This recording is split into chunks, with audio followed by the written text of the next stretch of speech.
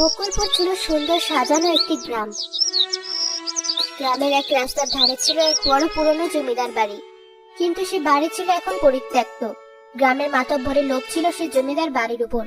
ওদিকে গ্রামের লোকজন চায় জমিদার বাড়িতে একটি ভালো স্কুল বানাতে। মডেল মশাই, আপনার চা ঠান্ডা হয়ে যাচ্ছে। চা সামনে নিয়ে কি এত ভাবছেন আপনি? অনেক কিছুই ভাবছি। আমাদের গ্রামের ওই জমিদার বাড়িটা আমি রিসোর্ট বানাবো।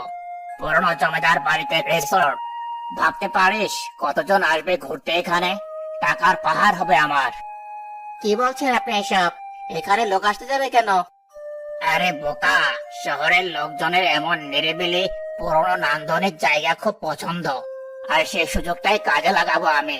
খুব তাড়াতাড়ি কাজ শুরু করে দেব, দেখবি কত লোকজন আসে তখন। বাহ, তাহলে তো খুব ভালো হবে। তবে খবরদার, এসব কথা তুই কান করবি না একদম।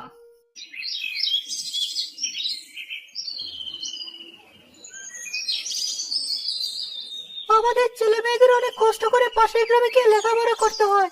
রোদ বৃষ্টি বন্যার জন্য অনেক সময় তাদের অনেক বেশি কষ্ট করতে হয়।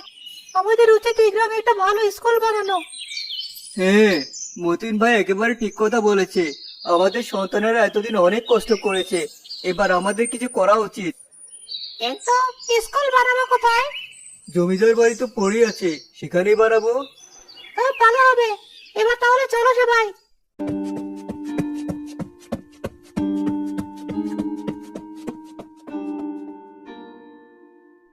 কে রে, কি হলো তোর?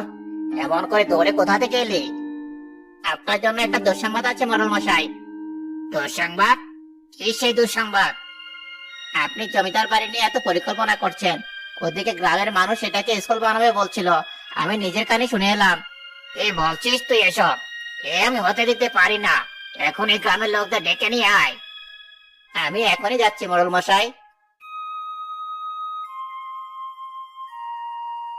শুনলাম তোমরা নাকি জমিদার বাড়িকে স্কুল বানাতে চাও। হ্যাঁ, গ্রামে একটা স্কুলের খুব দরকার। আপনি গ্রামের মোড়ল, এটা আপনারই করা উচিত ছিল, কিন্তু আপনি করেননি বলে আমরা করছি।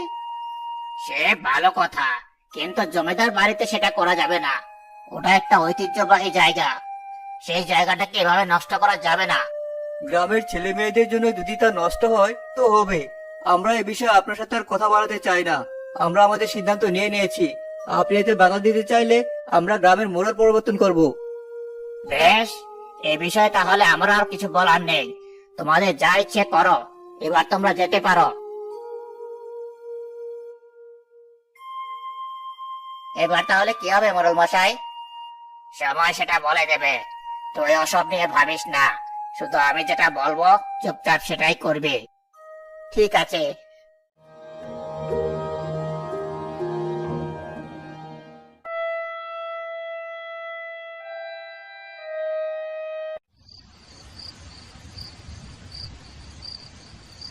আজ বাজার করে বাড়ি ফিরতে একটু বেশি দেরি হয়ে গেল। বউ আমাকে কি বলবে আল্লাহ ভালো জানে। আমি যে ইচ্ছে করে দেরি করিনি সেটা বুঝতেই চাইবে না। কি আর করার, পুরুষ মানুষ হয়ে যখন জন্ম নিয়েছি তখন বউয়ের পাঁচটা কথা তো শুনতেই হবে। সে যাই হোক, এখন অত কিছু ভেবে লাভ নেই। একটু জোরে পা চালিয়ে হাঁটি, তারপর বউ যা বলবে চুপচাপ শুনে শুয়ে পড়বো।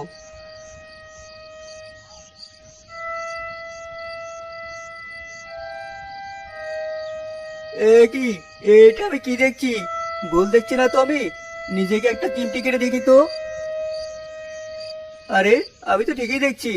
তার মানে ওই পুরনো জমিদার বাড়িতে ভূত থাকে। ওরে বাবা রে, পালাই আমি। ধরতে পারলে আমাকে আর আস্ত রাখবে না।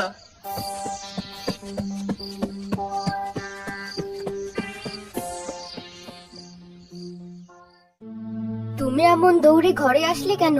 কি হয়েছে তোমার? এত হাঁপাচ্ছ কেন?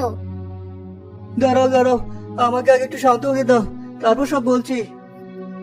ঠিক আছে, এখানে বসো, আমি তোমার জন্য পানি নিয়ে আসছি।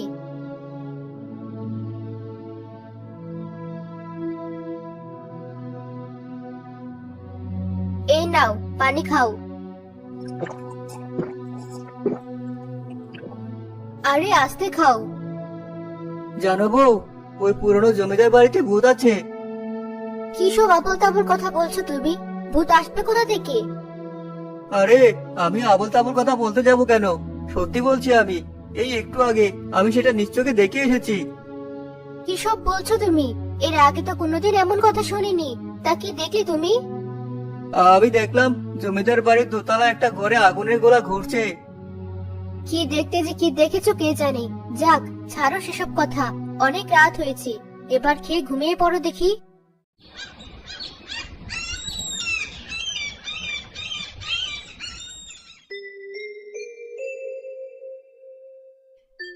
মাইয়া, দেখেছিস আজকে ভীষণ গরম পড়েছে।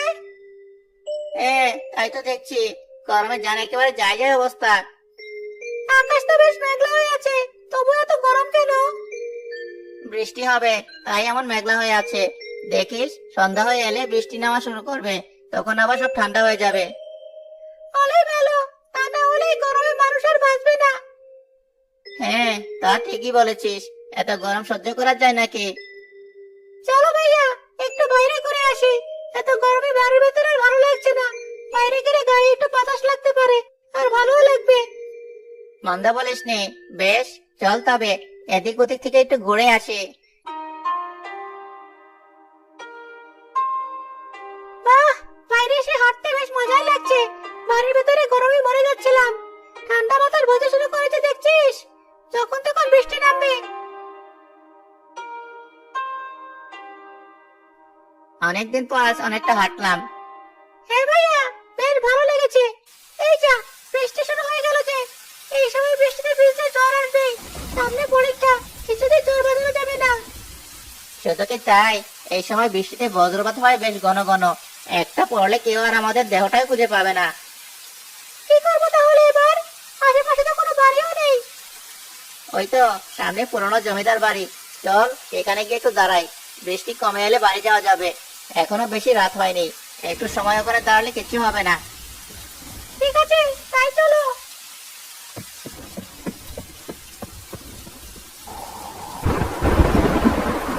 বৃষ্টি যেন ধীরে ধীরে আরো বেড়েই চলছে, আমার কোনো নামগন্ধ নেই।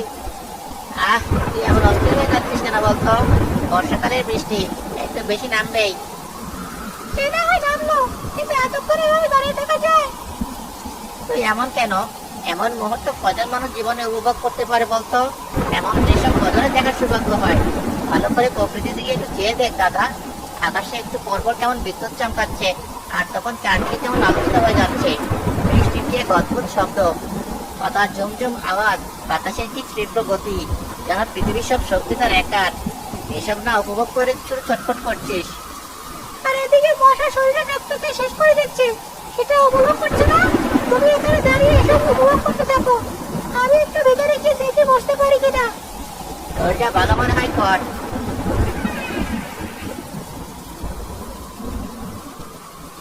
যাক, চেয়ারটা বেশ চকচক করছে, দেখে মনে হচ্ছে রোজ কেউ পরিষ্কার করে। কিন্তু এখানে তো কেউ তেমন আসে না, তাহলে এটা কে পরিষ্কার করবে? এসব ভাবছি আমি। দরজা তো সবসময় বন্ধই থাকে, হয়তো তাই বাইরের ধুলাও আসতে পারে না। কিন্তু অন্য জিনিস তো ঠিকই করে মনে আছে, তাহলে এটা কেন?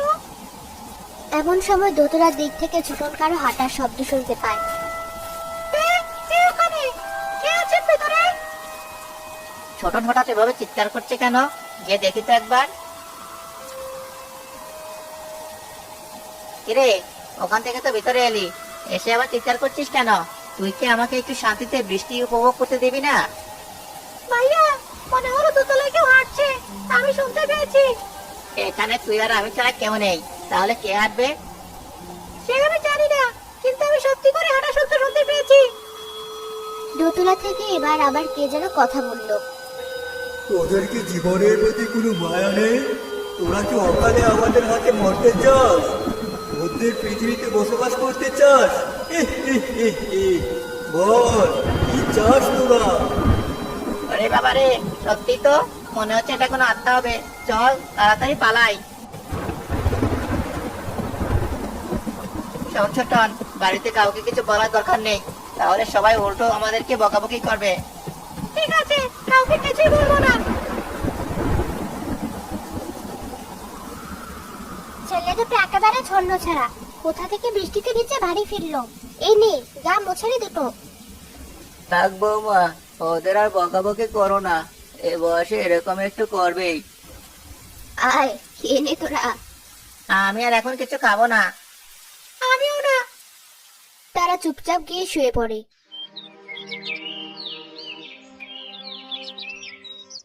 পরদিন সকালে বাড়ি জুড়ে হই হই পড়ে যায়। রাজু আর ছোটন জ্বরে প্রায় অচেতন। বৌমা, তুমি একটু শান্ত হও, এভাবে কেঁদো না।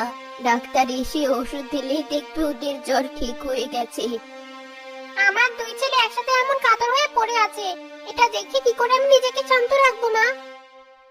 একদিনে আমার নাতি দুটোর এমন জ্বর হলো কেন সেটাই বুঝতে পারছি না। সত্যি করে বল তো, তোরা কতক্ষণ ভিজেছিস? দাদি, আসলে আমরা বেশিক্ষণ ভিজিনি। আমরা বৃষ্টি আসা দেখে ওই জমিদার বাড়িতে দাঁড়িয়েছিলাম যাতে ভিজে না যায়। একটু পর আমি আবার ঘরের ভেতরে ঢুকে পড়ি, তখনই দোতলা থেকে কেউ আমাদের চলে আসতে বলে। বলিস কি? কে বলেছিল? কে বলেছিল তা আমরা দেখিনি, তবে খুব রাগের সাথে বলেছে, কিন্তু কেউ ছিল না সেখানে। তোরা এসব কি বলছিস বাবা? কেউ থাকলে কি তাকে তোরা দেখতে পারতি না? না না ভাবি, আমার মনে হয় ওরা সত্যি কথাই বলছে। আপনি আবার এসব কি বলছেন ভাবি? হ্যাঁ, আমি ঠিকই বলছি। সেদিন রাতে আপনার ভাই বাড়ি ফেরার পথে ওই জমিদার বাড়ির দোতলার ঘরে আগুনের গোলা ঘুরতে দেখেছে। হ্যাঁ ভাবি, আমি বাড়ি এসে বললাম, কিন্তু ও কিছুতেই বিশ্বাস করলো না। ওই বাড়িতে অবশ্যই কোনো আত্মার বসবাস আছে। আমিও একদিন ওই বাড়ি থেকে কান্নার আওয়াজ পেয়েছি। আমিও একদিন কালো ছায়া ঘুরতে দেখেছিলাম। তার মানে ওই বাড়ি এখন ভুতুড়ে হয়ে গেছে, আর ওই ভূতের প্রভাবে ছোটন আর রাজুর এই অবস্থা। তাহলে এবার কি হবে? আমার ছেলে দুটো এভাবে কতক্ষণ পড়ে থাকবে? জ্বরে ওদের গা জ্বলে যাচ্ছে যে। মতিন ভাই, চলো আমরা দুজনকে মোড়লের সাথে কথা বলি, দেখে উনি কি পরামর্শ দেন। এমন অবস্থায় কি করব, আমাদের মাথায় কিছু তো আসছে না। ঠিক আছে, চলো। বউ, তুমি ওদের কপালে জল ফোটে দিতে থাকো, আমি এখনই কথা বলে আসছি মোড়লের সাথে। ঠিক আছে।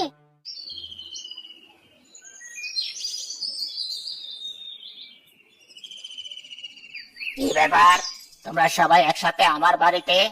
তা কি মনে করে এসেছো বলো? মোড়ল মশাই, আজ কদিন হলো গ্রামের অনেকেই পুরনো ওই জমিদার বাড়িতে অদ্ভুত কিছু লক্ষ্য করছে, কিছুটা ভূত প্রেতের মতো। আমি নিজেও দেখেছি।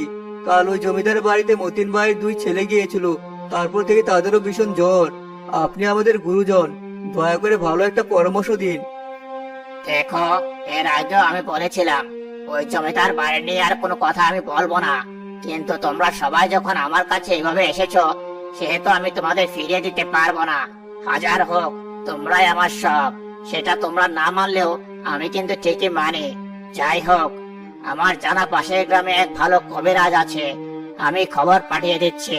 তোমরা কোনো চিন্তা করো না, বাড়ি যাও, সব ব্যবস্থা হয়ে যাবে।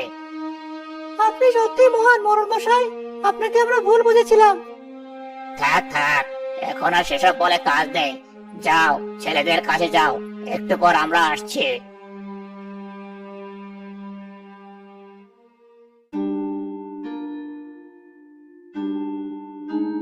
কিরে, তুই কি এখনো দাঁড়িয়ে থাকবি? দেখছিস না আমার গ্রামের মানুষ বিপদে পড়েছে? তাদের পাশে দাঁড়া, ভুলে যাস না তুই মরলের লেঠেল। যা যা, তাড়াতাড়ি গিয়ে পাশের গ্রামের কবিরাজকে ডেকে নিয়ে আয়, জমিদার বাড়ির ভূত তাড়াতে হবে যে।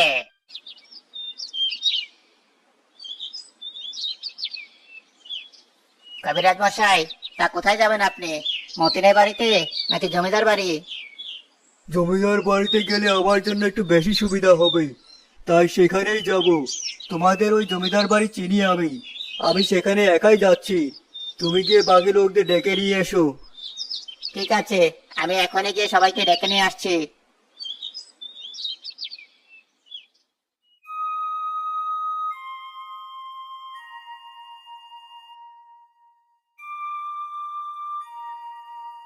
বল, কি চাস তোরা?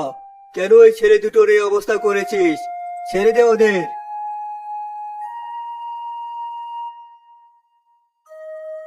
কি বলছিস, ছাড়বি না? ওদের ছাড়তেই হবে। এসব কি বলছিস তোরা? কি হয়েছে কবিরাজ মশাই? আপনি এইভাবে কাদের সাথে কথা বলছেন? আর তারা কি বলছে? আমরা তো আর কাউকে দেখতে পাচ্ছি না, আর কারো কথা শুনতেও পাচ্ছি না। আমাকে আমার কাজ করতে দাও, না হলে সব নষ্ট হবে। বেশ, তবে তোরা যা চাইছিস তাই হবে। এখন এদের ছেড়ে দে। ওদের দুই ভাইকে বাড়িতে পাঠিয়ে দিন, বাকি কথা আমি আপনাদের বলছি। এবার আমাদের সব খুলে বলুন কবিরাজ মশাই। ওরা ওই জমিদার বাড়িতে গিয়ে এই বিপদ ডেকে এনেছে। এই জমিদার বাড়িতে কিছু খারাপ আত্মা থাকে। ওরা সেখানে যাওয়ায় তারা বিরক্ত হয়েছে, তাই ওদের কষ্ট দিয়েছে, আর বলেছে যারাই ওখানে যাবে তাদের সবারই একই অবস্থা হবে। ঠিক আছে, ওই জমিদার বাড়িতে আর কেউ যাবে না। তাহলে আমরা যে স্কুল করতে চেয়েছিলাম তার কি হবে? সে পরে ভাবা যাবে, বাঁচতে না পারলে স্কুল দিয়ে কি হবে? আপনি আমাদের খুব বাঁচালেন কবিরাজ মশাই। ঠিক আছে, এবার আমি আসি। তোমরা ভুলেও আর কেউ ওদিকে পা দিও না। বারবার কিন্তু আমি সবাইকে বাঁচাতে পারবো না। সেদিন বিকেলে শহর থেকে ছোটনের ফুফাতো ভাই নয়ন এলো তাদের বাড়িতে বেড়াতে। তখনও ছোটনার রাজু জ্বরে কাতর। নানি, নানি কেমন আছো তোমরা? মামা মামি, আপনাদের মুখ কেমন লাগছে কেন? আর ছোট রাজু কোথায়? ছোটনার রাজুর অনেক জ্বর, ঘরে শুয়ে আছে। এসো তুমি ভেতরে। কোনো খবর না দিয়ে হঠাৎ চলে এলি? তোর মা বাবা আসেননি কেন? আমার কলেজ কিছুদিনের জন্য ছুটি দিয়েছে, তাই চলে এলাম। বাবার অফিস তো আর ছুটি হয়নি, তাই মা বাবা আসতে পারেনি। আমি একা এসেছি বলে তুমি মন খারাপ করেছো নাকি নানি? না না, মন খারাপ করব কেন?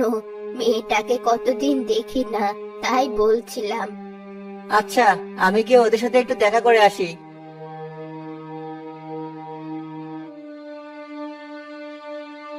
একই রে, তোদের একই অবস্থা? এতদিন পর এসে তোদের এই অবস্থা দেখবো, এটা কিন্তু আমি আশা করিনি। আমরাই আশা করেছিলাম নাকি যে একদিনে এত জ্বর হবে। একদিনে কি করে এত জ্বর হলো? এই হলো কাহিনী, বুঝলে? কবিরাজ বলেছে ঠিক হয়ে যাবে, কিন্তু জ্বর কমার কোনো লক্ষণ আমরা দেখছি না। তোদের মুখে এসব শুনে বিষয়টা কেমন যেন একটু ঘোলাটে মনে হচ্ছে। আচ্ছা, আগে তোরা একটু সুস্থ হো, তারপর দেখা যাবে বিষয়টা।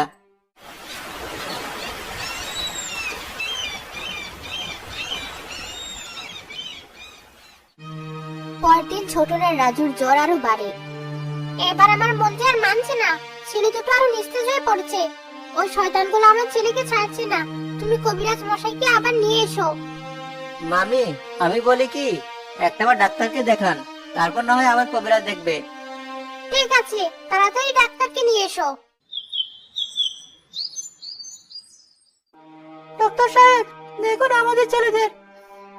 আপনারা এত উত্তেজিত হবেন না, আমাকে একটু ভালো করে দেখতে দিন আগে।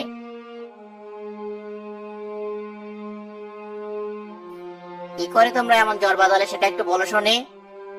ডাক্তার সাহেব, ওরা ঠিক করে কথাই বলতে পারছে না, আমি আপনাকে বলছি বিষয়টা।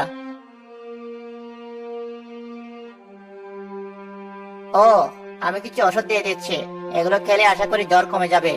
কিছু থাক বা না থাক, ভয় এমন হয়েছে, ওসব কবিরাজের কথা বিশ্বাস করতে নেই।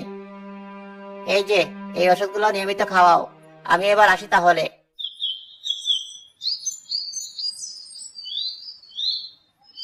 খুশি তখনই ছেলেদের ওষুধ খাইয়ে দেয়। একটু পরে তাদের জ্বর কমতে শুরু করে। কিরে, এখন কেমন আছিস তোরা? আগের চেয়ে ভালো। আরো একটু সুস্থ হো, তারপর কাজে লেগে পড়বো আমরা। কি কাজ দেন ভাইয়া? সেটা তখনই জানতে পারবি। চল, আমরা জমিদার বাড়িতে যাব। কি বলছো তুমি এসব? ওই ঘটনার পর গ্রামের কেউ ওদিকে যায় না, আর আমরা গিয়ে মরবো নাকি? বাবা মা জানলে মেরে ফেলবে একদম।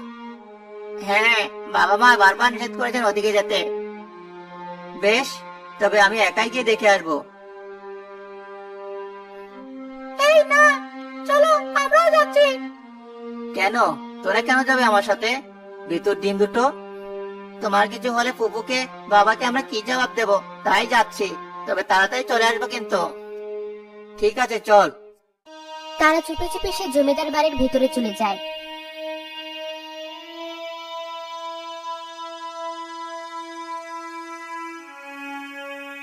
তোরা আমাকে যেভাবে ভয় দেখিয়েছিলি, আমি মনে করেছিলাম না জানি কি। কি বলছো এসব তুমি? আমার তো ভয়ে গা ঠান্ডা হয়ে যাচ্ছে। আমারও খুব ভয় করছে, তাড়াতাড়ি চলো এখান থেকে। ধুর, এত ভয়ের কি আছে? আচ্ছা, তোরা তো উপরের ঘরের দিক থেকে কারো কথা শুনেছিলি তাই না? হ্যাঁ, চল দোতলায় যাব। না না, সে আমরা পারবো না।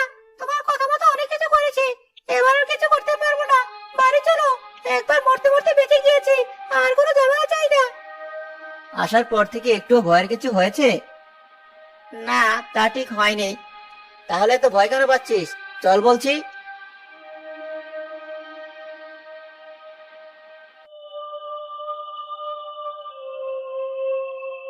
এইসব কি পড়ে আছে দেখ, বলের মতো। এখানে আগুন জ্বালানোর জিনিস কেন? তেল দেয়াশলাই সব রয়েছে। তার মানে কোনো ভূত আগুনের গোলা হয়ে ঘোরে না, কোনো মানুষই এসব করেছে। এতক্ষণে বুঝলি তোরা? চল এবার পাশের ঘরে দেখি। দেখ, কালো কাপড়, খাবারের কাগজ। তার মানে এখানে লোকজন আসে। ওই ঘরটা একবার দেখে চল। হ্যাঁ চলো। এসব চেয়ার টেবিল দেখে তো মনে হচ্ছে এখানে নিয়মিত মানুষ আসে। তার মানে এখানে কোনো ভূত নেই, কোনো মানুষই গ্রামের লোকদের ভয় দেখাতে আর এই জমিদার বাড়ি থেকে সবাইকে দূরে রাখতে এসব ভূতের নাটক করছে। তুমি একদম ঠিক বলেছো ভাইয়া, কিন্তু কারা এসব করছে সেটা আমরা কি করে জানবো? কেউ আগে আমাদের দেখার আগে এখান থেকে চল। রে, ওদিকে সব খবর কি? খবর খুব ভালো মোড়ল মশাই, কেউ আর ভয়ে জমিদার বাড়ির দিকে যাচ্ছে না। সে তো খুবই ভালো খবর। আজ রাতে একবার জমিদার বাড়ি যাব। ঠিক আছে মোড়ল মশাই।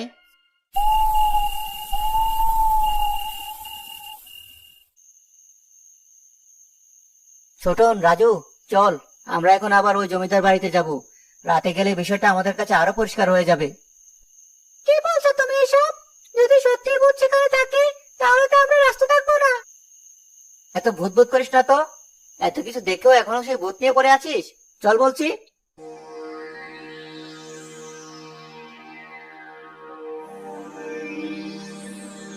ওই দেখো ভাইয়া, আগুনের গোলা। তার মানে সত্যি ভূত আছে। চলো তাড়াতাড়ি এখান থেকে চলে যাই। না রে, ওটা মানুষের কাজ। চল আমার সাথে, আজ গেলেই বুঝতে পারবি।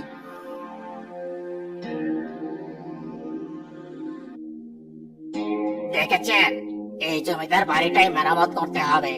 কত টাকা নেবেন বলুন? 5 লাখ তো লাগবেই। না না, এত টাকা না, 3 লাখে করুন। মোড়ল মশাই, রিসোর্ট বানিয়ে আপনি কত টাকা কামাতে পারবেন? এখন এইটুকুতে এমন করলে হয় না। তাও বলছি 4 লাখের নিচে পারবো না। বেশ, তবে তাই হবে। বাইরে চল। তার মানে এসব মোড়ল মশাইয়ের কাজ। সে ইচ্ছে করে গ্রামের মানুষকে ভয় দেখিয়ে বাড়িটা রিসোর্ট করতে চেয়েছে। আমাদের গ্রামের সবাইকে জানানো উচিত। আমরা এখানে অপেক্ষা করছি। ওরা চলে যেতে বা পালাতে চাইলে আটকাবো। তুই গিয়ে সবাইকে ডেকে নিয়ে আয়। ঠিক আছে। ছোটন আর নয়ন সেখানে অপেক্ষা করতে থাকে। ওদিকে রাজুকে সবাইকে ডেকে আনে। কিরে, কি হয়েছে? এত রাতে সবাইকে এখানে কেন রেখেছিস? বলছি সব, একটু দাঁড়ান। মোড়ল মশাই, তাড়াতাড়ি পালান। গ্রামের সবাই মনে হয় জেনে গেছে। সবাই বাড়ির সামনে এসে দাঁড়িয়েছে। বলিস কে? তাড়াতাড়ি পালাই চল। নারায়ণ ভাইয়া, ওই দেখো পালাচ্ছে ওরা। সবাই ধরো ওদের।